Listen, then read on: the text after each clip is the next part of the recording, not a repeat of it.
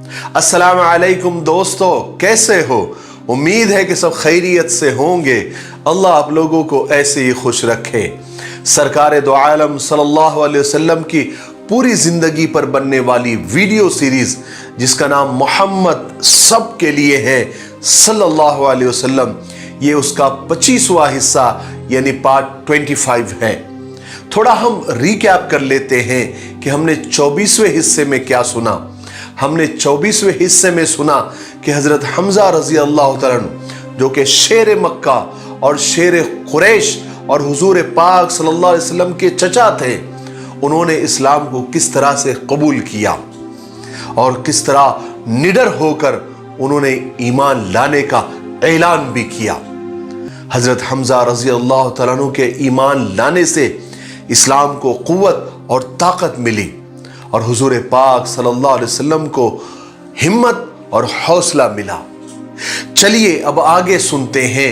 अब ईमान वालों की तादाद काफी बढ़ गई थी, इसलिए कुरैश और मक्का वाले परेशान और बेबस हो गए थे, क्योंकि वो लोग हर तदबीर, हर आइडिया, हर तरकीब आजमा कर देख चुके थे, लेकिन नाकाम और फ्लॉप रहे।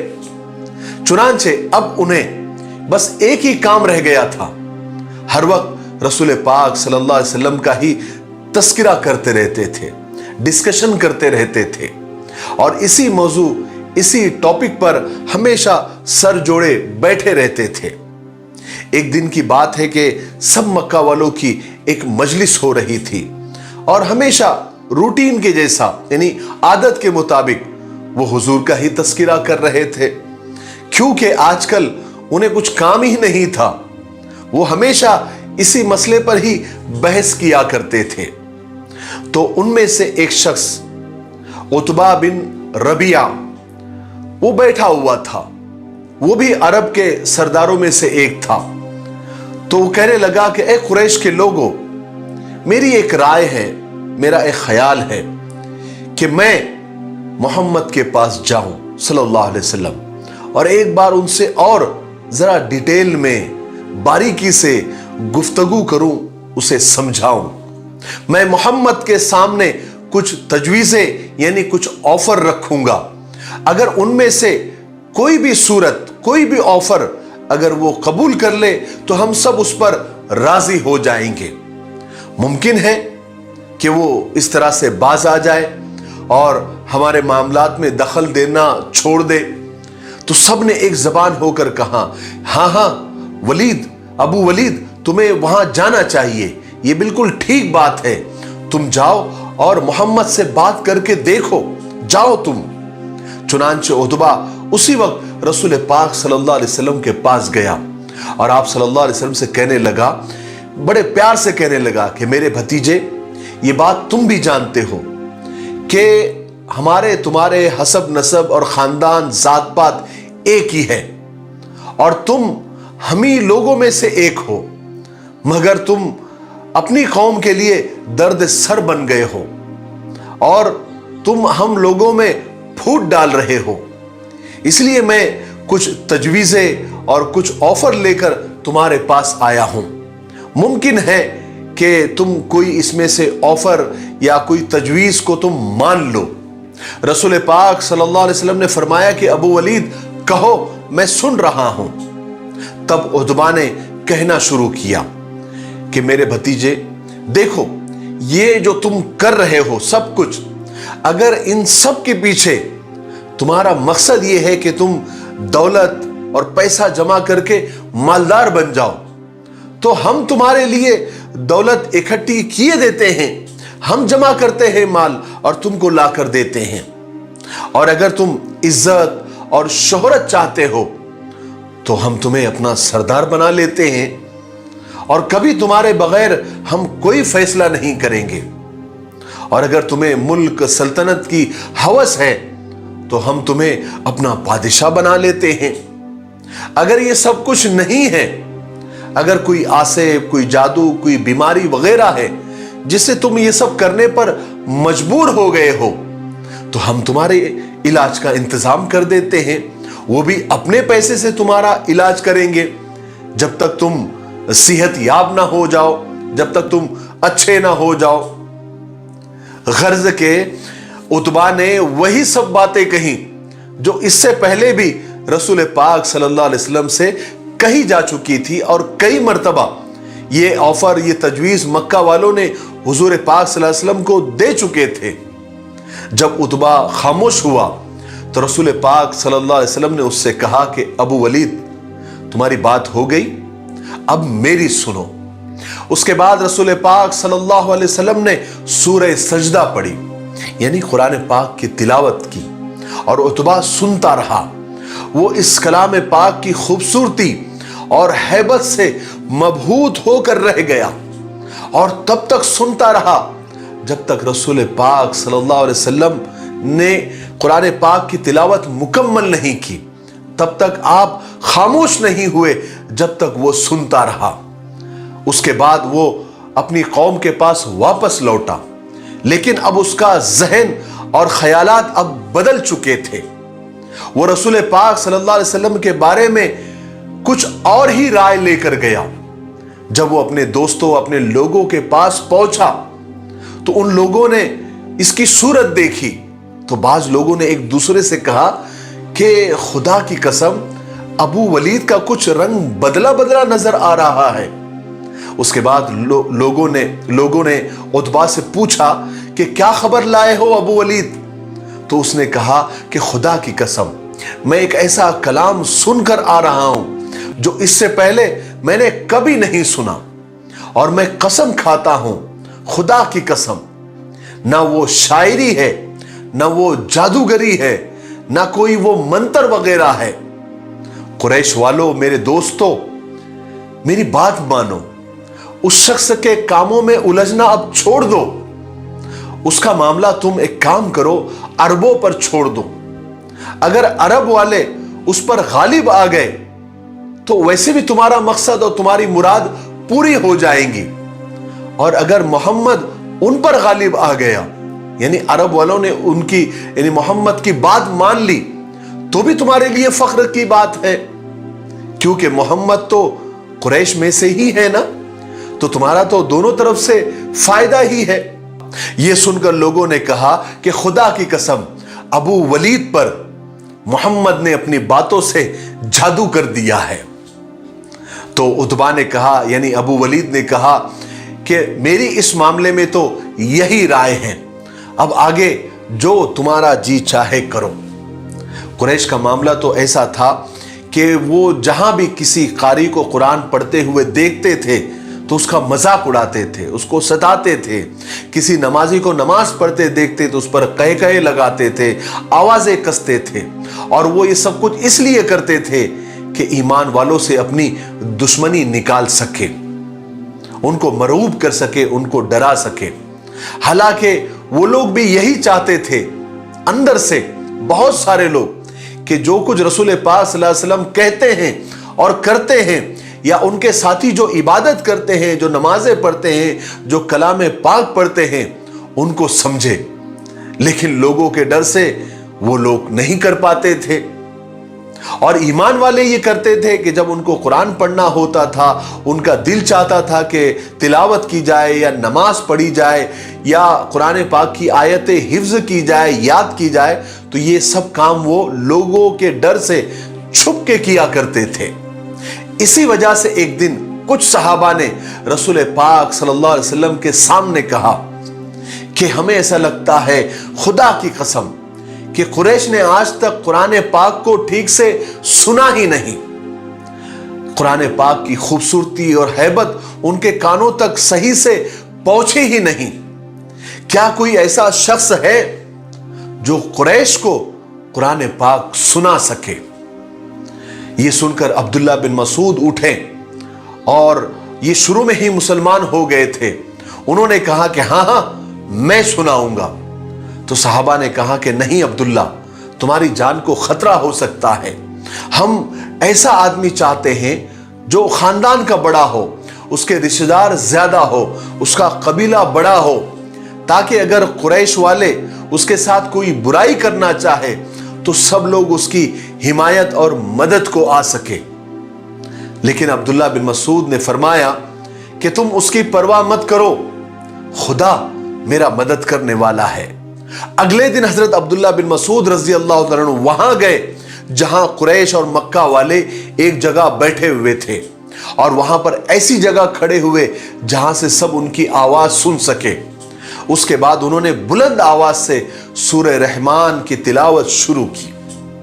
तमाम लोग एकदम चौंक गए, क्योंकि इतनी हिम्मत अभी तक किसी ने नहीं किया था। सब अब्दुल्ला बिन मसूद की तरफ मुतवज्जे हुए और एक दूसरे से पूछना शुरू किया कि इब्ने मसूद क्या कह रहा है, ये क्या पढ़ रहा है। तो लोगों ने बताया कि मोहम्मद पर जो किताब नाजिल हुई है, मोहम्मद जो किताब लेकर आया है, ये शायद उसी का कुछ हिस्सा पढ़ रहा है। ये सुनते ही लोग एकदम भड़क गए और सीधा हजरत अब्दुल्ला बिन मसूद की तरफ दौड़े और उन्हें मारना शुरू किया। मक्का वाले उनके चेहरे पर जोर जोर से मारते जाते थे, कोई लातों से, कोई घुसों से। लेकिन हजरत अब्दुल्ला बिन मसूद रजी अल्लाह तआला अन्हु ऊंची आवाज से मुसलसल पढ़ते जाते थे और मार खा रहे थे, लेकिन उन्हें अपनी तकलीफ का बिल्कुल एहसास नहीं था। वो बिल्कुल परवाह नहीं कर रहे थे। यहां तक कि उन्हें जितनी आयतें वो पढ़ना चाहते थे, जब वो पूरी हो गई तब वो खामोश हुए। उसके बाद मक्का वालों ने उन्हें छोड़ दिया। वो अपने साथियों के पास वापस आ गए, मगर इस हाल में वापस आए कि उनका चेहरा, उनका बदन खून से तरबतर हो रहा था। साहबा ने हजरत अब्दुल्ला बिन मसूद को जब इस हालत में देखा तो कहने लगे, इब्ने मसूद, इसीलिए हम डरते थे, इसीलिए तुम्हें भेजना नहीं चाह रहे थे। तो हजरत अब्दुल्ला बिन मसूद रज़ी अल्लाह तआला ने फरमाया कि खुदा के दुश्मन यही तो कर सकते हैं, लेकिन मुझे इसकी कोई परवाह नहीं। अगर आप लोग चाहे तो कल मैं फिर इसी तरह जा सकता हूं और इसी तरह पढ़ सकता हूं। साहबा ने फरमाया, नहीं नहीं, बस इतना काफी है। तुम उन्हें वो कलाम सुना चुके जिसको खुल्लम खुल्ला सुनाने से हर कोई डरता है, और मक्का वाले जिसको सुनने से नफरत करते हैं। किसी को अगर एक हर्फ पढ़ते भी अगर वो सुन लेते हैं, देख लेते हैं, तो तरह तरह की तकलीफें और अजियतें देते हैं। लेकिन मैं आपको बताऊं कि मक्का वालों में से बहुत सारे बड़े बड़े लोग ऐसे थे जो कुरान पाक जब तिलावत करते थे हुजूर पाक सल्लल्लाहु अलैहि वसल्लम या सहाबा, तो छुप छुप कर सुनते थे। उन्हें मजा आता था, उन्हें लज्जत मिलती थी। यहां तक कि इस्लाम का सबसे बड़ा दुश्मन अबू जहल तक छुप कर कुरान पाक की तिलावत सुनता था। बल्कि उनमें से हर शख्स की ये दिली ख्वाहिश थी कि वो इस कलाम को सुने, उसको समझे, जिसको मोहम्मद सल्लल्लाहु अलैहि वसल्लम लेकर आए हैं, जो हर किस्म की शायरी, हर किस्म के नुजूम, हर किस्म की जादूगरी और हर किस्म के मंत्र से बुलंद और बरतर है। चुनांचे जब रातों का अंधेरा फैल जाता तो कुरैश के बड़े बड़े सरदार एक दूसरे से छुपकर खामोशी के साथ रसूल पाक सल्लल्लाहु अलैहि वसल्लम के मकान के पास आ जाते और चुपके रसूल पाक सल्लल्लाहु अलैहि वसल्लम को पढ़ते हुए सुनते थे। रात के पुरसुकून माहौल में और सन्नाटे में रसूल पाक सल्लल्लाहु अलैहि वसल्लम नमाज में मशगूल हो जाते और अपनी दिलकश आवाज में कुरान पाक की तिलावत फरमाते थे, और आप सल्लल्लाहु अलैहि वसल्लम अपने खूबसूरत अंदाज में कुरान पाक की आयतों को लौटाते, बार बार दोहरा कर पढ़ते थे, और आपके मकान के बाहर कुरैश छुप कर सुना करते थे। यहां तक कि सुबह हो जाती, और सुबह होने से पहले और उजाला फैलने से पहले सब जल्दी जल्दी एक दूसरे से छुपकर अपने घरों को लौट जाते थे, ताकि कोई एक दूसरे को पहचान न सके। इससे आपको इस बात का अंदाजा हो सकता है कि मक्का वाले रसूल पाक सल्लल्लाहु अलैहि वसल्लम से किस कदर हसद और जलन रखते थे। हालांकि उनको इस बात का पूरी तरह अंदाजा हो गया था कि मोहम्मद सल्लल्लाहु अलैहि वसल्लम सच्चे हैं और सच्चाई पर हैं, और हकीकत में आप रसूल खुदा हैं जिनके पास अल्लाह ताला आसमान से वही नाजिल फरमाता है। लेकिन शैतान ने उन्हें ऐसा मगरूर बना रखा था कि रसूल पाक सल्लल्लाहु अलैहि वसल्लम के खिलाफ हसद और जलन में उनके सीने कबाब हो रहे थे, वो अंधे बने हुए थे। आजकल भी जो दुनिया में इस्लाम से दुश्मनी का जो नाटक किया जाता है वो सिर्फ हसद और जलन की ही बुनियाद पर किया जाता है, वरना सारी दुनिया को पता है, कम से कम जानकार और पढ़े लिखे लोगों को तो पता ही है कि इस्लाम एक सच्चा मजहब है। लेकिन मक्का वालों की तरह सिर्फ दुश्मनी में, हसद में, जलन में वो कबूल करना नहीं चाहते और इस्लाम के खिलाफ रोजाना नया नया प्रोपेगेंडा करते रहते हैं। मक्का वाले इस फिराक और इस आरजू में थे कि जो मकाम और मर्तबा मोहम्मद को हासिल हुआ है वो हमें क्यों नहीं हासिल हुआ, और उसको जो किताब नाजिल होती है वो हम पर क्यों नाजिल नहीं होती। इस बात का उन्हें सबसे ज्यादा गुस्सा था। आइए मैं आपको और एक दुश्मन इस्लाम से मिलाता हूं।